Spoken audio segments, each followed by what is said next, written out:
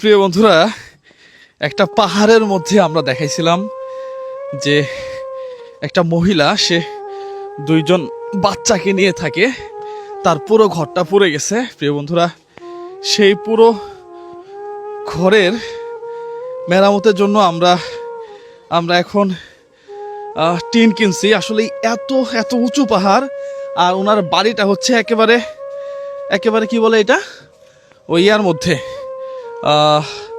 ওই নালার মধ্যে আর কি।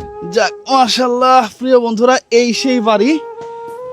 আরে বাবা রে বাবা, ওয়েট আছে তো, হ্যাঁ এই সেই, ও এই সেই বাড়ি। এই বাড়ির জন্য টিন নিয়ে আসো। হ্যাঁ, কার এটা বাড়ি? একটু আসেন, দিকে আসেন আপনি। এই বাড়ি দেখেন, পুরো বাড়িটা পুরো একেবারে সারখার। এটা কি ছিল? টিভি একদম প্রায় 6-7 লাখ টাকার মতন লস হয়েছে। পুরো ঘরের জিনিস ভরা ছিল, হাঁস মুরগি ছিল, অনেক সব সারা জিনিস ছিল, সব পুড়ে গেছে একেবারে। একদম একটা সুতো বের করতে পারিনি। মানুষের কাপড় পরে এখন থাকতেছি। আরে, এর চেয়ে কষ্টের আর কিছু হইতে পারে? হ্যাঁ, যাক, আল্লাহর কাছে ধৈর্য ধারণ করেন আপনি। হ্যাঁ হ্যাঁ, যারা আমাকে এটুকুনি সাহায্য করছে, আমি তাদের কাছে আল্লাহর কাছে হাত জোর করে করতেছি, আল্লাহ যেন তাদেরকে ভালো করে, একদম ভালো রাখে। আহারে, আপনার বাচ্চাগুলা নিয়ে এখন কই থাকেন? আমি একটা বাসা থাকি যে, কোনটা বাচ্চাগুলা কই? এই যে এই যে আসো তো, আসো তো আব্বু। জামানামা। নামা, এই দুইটা বাচ্চাকে নিয়ে। হ্যাঁ, আপনার স্বামী? আমার স্বামী বাইরে থাকে, কিন্তু দালালের হাতে পড়ছে। ওখানে গেছে 1.5 বছর হয়েছে, কাজ করে 6 মাসও কাজ করতে পারে নাই। ও, বিদেশে গিয়ে দালালের ইয়াতে পড়ছে না? আহারে, এরা এখন মানুষের বাসায় থাকে? হ্যাঁ, আমরা এখন মানুষের ঘরে থাকি। কেউ অন্যজনে কাপড় দিছে, ওগুলো পরি। খাবার দাবার অনেক কষ্ট। আহা। প্রিয় বন্ধুরা, আমরা আসলেই আমার ডায়েরিটা কোথায়? আলম ভাই টিনের জন্য 20,000 টাকা দিছিল। পাশাপাশি আমরা আসলে অন্য জায়গা থেকে একটা ফান একটু কম্প্রোমাইজ করে এখানে 50,000 টাকা একটা ফান অ্যারেঞ্জ করছি। এটা আপনারা জানেন, একটা ভিডিওতে আমি বলে দিছি। সব মিলিয়ে আমরা 50,000 টাকা জোগাড় করে পুরো টিনটা আমরা একেবারে টুই সহ, না হ্যাঁ, টুই সহ আমরা আবুল খায়েরের একবারে বেস্ট যে টিনটা, সেটা আমরা কিনে দিতে সক্ষম হয়েছি প্রিয় বন্ধুরা, আপনাদের মাধ্যমে। পাশাপাশি এখনো এই ঘরের কাঠ লাগবে। এই ঘরের মিস্ত্রির মজুরি কত টাকা বলছিল কিছু? মজুরি এখনো মানে আমাদের এখনো টাকাই হাতে নাই, এই জন্য মিস্ত্রির সাথে কথা বলতে পারি না। আমার হাজবেন্ডও যদিও কিছু ম্যানেজ করে, তো আমরা পুরো মাস চলতে হবে না, খেতে হবে না।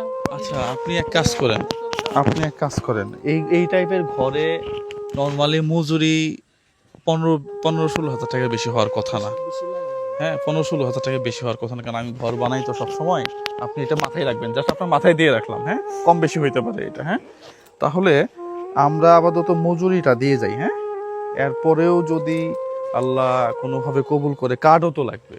হ্যাঁ, কার্ডও তো নাই। 1 2 3 4 5 6 7 9 10 11 12 13 14 15। হ্যাঁ প্রিয় বন্ধুরা, এখানে আমাদের টিন বাবদ খরচ হয়েছে, ডায়েরিটা তো নিয়ে আসো নাই, সেটা হচ্ছে 31,793 মেবি এরকম। হ্যাঁ, এবং যার কাছ থেকে টিন কিনছি সে নিজের মুখেই বলছে, পাশাপাশি লেবার কস্ট আর যাতায়াত ভাড়া সহ আমাদের হ্যাঁ ওরকম না, দেখি কত, দেখি 31,000 না, ওইখানে এটা চালান, এটা হ্যাঁ ওইটা আমার ভিডিওতে আছে, উনি একবারে মুখেই বলছে আর কি। হ্যাঁ, তাহলে আমাদের লেবার কস্ট আর ভাড়া সহ মোটামুটি 35-এর মতো চলে গেছে, আর 15,000 টাকা। হ্যাঁ, তাহলে আমরা আপনাকে 50,000 টাকা একটা অর্থ সহায়তা দিলাম। আমরা চেষ্টা করবো প্রিয় বন্ধুরা, দেখেন একেবারে নাই বলে কিছু নাই।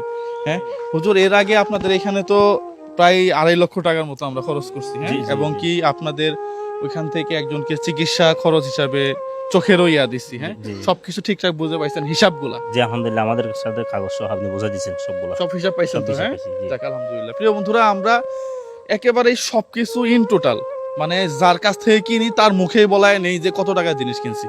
হ্যাঁ, এইভাবে আমরা কাজ করার চেষ্টা করি। এরপরেও কিছু মানুষ একটু উল্টাপাল্টা করবে, এটা স্বাভাবিক। এগুলা মেনে নিয়ে হয়তো আমাদেরকে সামনের দিকে পথ চলতে হবে।